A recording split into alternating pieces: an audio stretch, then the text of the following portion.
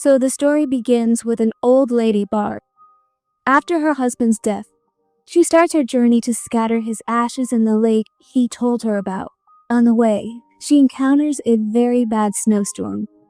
Barb gets lost, and when she gets out to check the way, she hears someone's voice. When Barb went closer to the sound to check, she reached a house. A car was also parked here.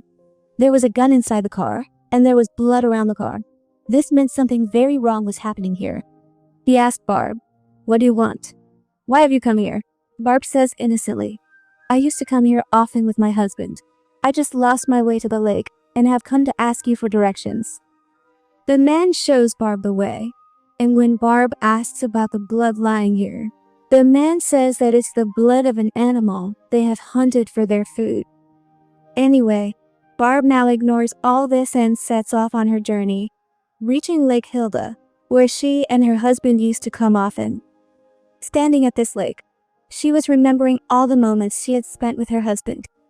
Barb sits here for a long time and then takes out her husband's ashes, which she was meant to pour into the lake after digging through the ice. But before she could do anything, she heard a gunshot. She ran and saw that a man had fired the shot at a little girl who was trying to escape from here. Barb herself gets very scared and sits inside her Jeep at this time. She wasn't getting any signal on her phone either. Barb knew that there was only one house in this entire area, and the man must have kidnapped the girl and taken her to that very house. She quickly comes near the cabin and starts looking for the girl. She finds all the doors locked, but she spots the girl through the basement window. Before she could ask the girl anything, 2 cars stopped here, from which a couple entered the house. Barb can hear their voices and finds out that the wife had given her husband the task of kidnapping this girl. Her suspicion was confirmed. The girl had been kidnapped. That's why Barb writes a message on the window for the girl, saying, "I will not leave you." After which, Barb had left from here, and during this time, Clara came out of the house to see the girl. Near the basement, she saw Barb's gloves and also saw her message written on the window. Seeing this, she started getting angry at her husband, asking what this nonsense was and who it belonged to. David says that only an old woman had come here asking for the way to the lake and nothing else. Hearing this, Clara understood that the woman had now become a threat to them. She picks up her gun and tells her husband, "Let's go and finish that threat." They knew that Barb would go and hide near the fishing deck. Clara aims her gun near the fishing deck, and as David goes forward to check the door, he suddenly falls through the ice. Barb had actually hollowed out this ice, and she was watching everything from a distance. David was drowning in this freezing water. He was about to die. Clara gets busy trying to save him, and in the meantime, Barb takes advantage of the opportunity, comes back to the house, and tries to break the basement door. In the attempt, she herself falls down the basement stairs into the basement. Barb quickly goes to the girl and removes the tape from her mouth. She had freed the girl, but it wasn't that easy to escape with her. Before taking the girl away, she wanted to take care of the couple for good. That's why she went upstairs and immediately put out the fire that was keeping the house warm. She opened all the windows and doors to let the cold in and wet all the blankets so that David and Clara would die from the cold. After doing all this, she was about to go down to the basement when a bullet suddenly hit her hand. Clara had seen her, and it was Clara who had fired the shot. To save herself, Barb runs from here and reaches her car, whose engine had now completely frozen and wasn't starting. On top of that, the pain from the gunshot was immense. She picks up snow from the ground and applies it to her wound so that the wound freezes. Her body goes numb, and she feels less pain. After which, she goes to the fishing deck and finds David's gun there, which had only 1 bullet inside. Meanwhile, David and Clara, seeing the state of the house, immediately knew that this was all Barb's doing. The house had become extremely cold. It was difficult for even a normal person to survive there, and David was completely drenched. To keep David alive, Clara makes him sit in the car.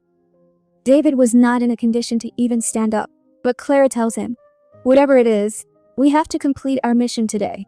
Set up by the lake. I can't miss the surgeon's appointment in the morning." And here we find out Clara's intentions.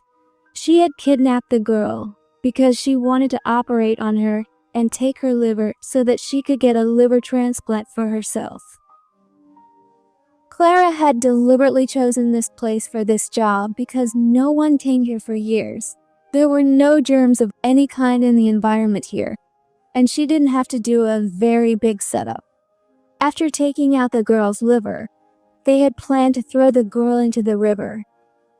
In this way, the police would never find any evidence against them their entire lives, or you could also say that no one would ever find out that they had ever committed a murder. They put the girl and all the things in the car, and that's when David notices that he doesn't have his gun. Hearing this, Clara gets angry and slaps David right across the face. Anyway, David now goes to the lake and starts creating the whole setup, while Clara keeps an eye on him with her binoculars. Just then, she hears Clara's car driving away from there. As soon as the house was empty, she went into the basement and saw that the two of them had taken that poor, innocent girl. Inside the basement, there were many things that Barb first used to stitch her own wound, and then she came out with a plan to save the girl. David's car was parked outside, but it was locked. Barb picks up a hammer, shatters the car's window, and gets inside. Using the car's radio, she was trying to inform the police about the whole situation here. Before she could give her full information, David comes from behind. He grabs her from the car, pulls her out, and hits her leg hard with a hammer. Barb musters up the courage, gets up, pulls David's own gun from her pocket, and points it at him. Seeing this, David says to Barb, "No, please don't kill me. The truth is, I'm not doing anything wrong. My wife is forcing me to do all this, and she's not wrong either. We chose this girl because she has attempted suicide several times in her life, but doctors save her. She doesn't want to live herself. My wife is sick and needs a liver transplant. That's why we're doing all this," he now says to Barb. "I will not support my wife anymore. Right now, my own health is very bad, and I'm going to the hospital to save my life." Barb looks at him and says, "If you're really a good person, then before going to the hospital, you'll go to the police and file a complaint against your wife." David agrees and gives Barb her ring, which she had dropped near Lake Hilda. After that, he gets in his car and leaves. Before leaving, he had also given Barb some extra bullets for the gun so that Barb could fight his wife. Before David could reach the hospital, his wife Clara's car appears in front of him, blocking his car. Getting out of the car with a gun in her hand, she asks David, "Where were you going leaving me?" David starts crying and says, "I'm sick. My health is very bad. I needed help." Clara says, "If you needed help, you should have come to me. Where were you going away from me?" David tells her the truth. "Clara, I can no longer support you in this crime. This is all a crime. And what do you think? That surgeon will cover up your crime. Won't he ask you whose liver you brought?" They were just talking when Clara also started crying. Blood began to drip from her nose. Meanwhile, on the other side, we see Barb now loading extra bullets into her gun. After readying her gun, Barb takes out a picture of herself and her husband from her pickup truck. This picture was from the time when Barb was pregnant, but despite being pregnant, she couldn't become a mother. Her son had died. Coming out of her memories, she looks at the pickup truck in which she and her husband had spent their entire lives together. But now this pickup truck was not more important than their survival. She shoves some clothes into the pickup truck's fuel tank and sets the truck on fire so that someone might see the smoke and come to help them. Barb's plan had worked. Seeing the smoke, two people had even come here to help Barb. It turns out that these were the same two men who had spoken to Barb on the radio. Barb tells these two men, "Thank God you're here. There's a couple here who has kidnapped a little girl. The man was very badly injured, so I sent him to the hospital. But the real danger wasn't the man. It's his wife who wants to kill the girl." These two men find Barb's story quite strange because at this time, Barb also had a gun. They say, "Give us your gun." Barb agrees and gives her gun to them. They now approach the cabin, where they see Clara sitting in her car. The two men, drawing their weapons, slowly advance towards Clara's car and were telling her to get out. As they move towards Clara's car door, someone shoots them both from behind. In her place, only her cap was left there. It was just a kind of trap, in which these two got caught, and coming from the other side, she had shot them both. After this, Clara also tries to shoot at Barb, to save herself.